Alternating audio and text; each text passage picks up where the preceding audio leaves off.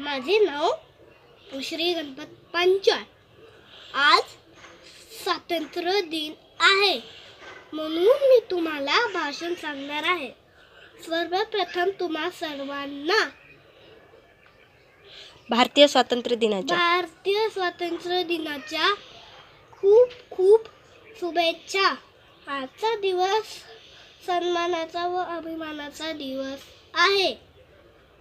15 August 1947. 15 August 1947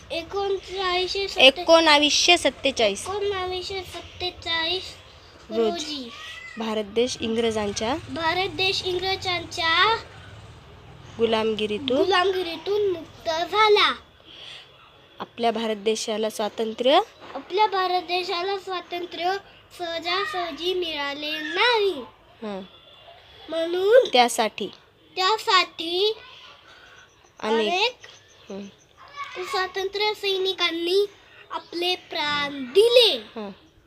म्हणून चला आपल्या भारत देशाला एक स्वतंत्र देश, एक जगातील एक आदर्श देश बनवण्यासाठी प्रयत्न करूया. धन्यवाद.